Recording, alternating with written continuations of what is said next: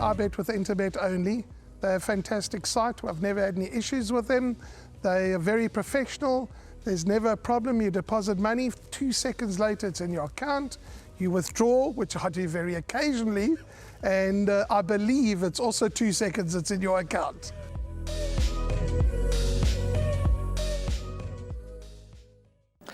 Welcome back for the opening leg of the Pick 6, which will be race number 3. The time you need to jot down is 13:35. They'll run over 1,800 meters. And at the early time of recording, number 4, Chichi Chastanango, is the early favorite at 2-1.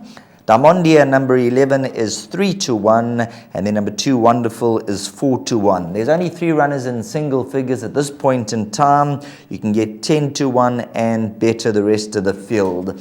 I'm going to kick off with number 4, which is Chichi Chastanango. Makes the poly debut, however, is a draw strike. You'd notice 10 out of 11 first time out and 11 out of 13 second time out. Went 1,400, 1,600. Both races at the start had excuses.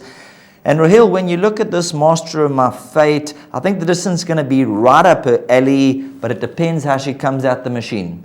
It certainly does. I was sort of taken away by her last start because I didn't quite expect it, because she showed nothing on debut, and then last time out it was huge improvement. So I'd like to see her confirm that run, but she's obviously a filly that is related to a couple of decent sorts, namely Bulgarian, and obviously the extra distance will suit her, and she'll be right there. Polytrack for the first time. It's going to be interesting to see how she goes, but she'll definitely have a winning chance here. I like the look of horse number 2, Wonderful, in this contest, Sheldon. I think 5 lengths to Wonderful is better than 2.5 lengths to Piece by 5 lengths to Celtic Beauty, rather, is better than 2.5 lengths to Piece by Piece. I think this filly Celtic Beauty is going places from the Tony Rivland yard, and this filly Wonderful, she's only had 2 starts to date. She's open to huge improvement. Draw 2, Polytrack, 1,800 meters. I think that she could be a huge run in this contest. The Global View progeny, they tend to take well to the poly surface, so I don't think it's a concern, and she seems to be coming along the right way as well, so I think it is a positive. So for me, she would be the top selection in this contest. I think there's improvement there. And then you mentioned number 4, Chichi Chastanango, and then a horse like Damondia, who was costly to follow last time out for punters when backed into odds on favourite, failing to get the job done, beaten behind Rosie Future, who was a surprise winner on the day, had very little form to recommend and happened to come through to win. But back onto the poly surface, where she's run 2 cracking seconds, she could possibly go one better now that Sereno is back in the irons.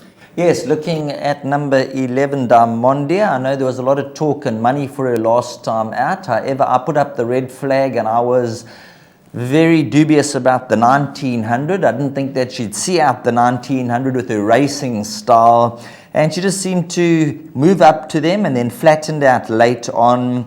I see they are going to try a set of cheek pieces. If those stay on, will be interesting over 1,800, because watching her earlier run, she seems to be a horse that everything has to go her way. If she wins, good luck to the connections, but I think we could be onto the right horse, number 2, Wonderful. They built her up in distance, 12-14. Calvin and Bibb got a good feel for her last time, and you might be 100% spot on. Celtic Beauty, that form line might be good enough. So race number 3, number 2, Wonderful at around 4-1. That'll be both our selections. Number 4, Chichi Chastanango, and then number 11, Damondia. If you want to throw one in for the quartets, number 9, Rainbow of Roses. But number 2, Wonderful it is. My name's Danny Diliberto, founder of Ladles of Love.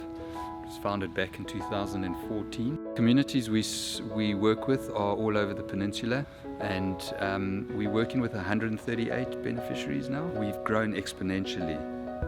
We've been able to do that because of all the kindness that we have experienced from individuals and corporates such as Interbet, who just want to be part of the change.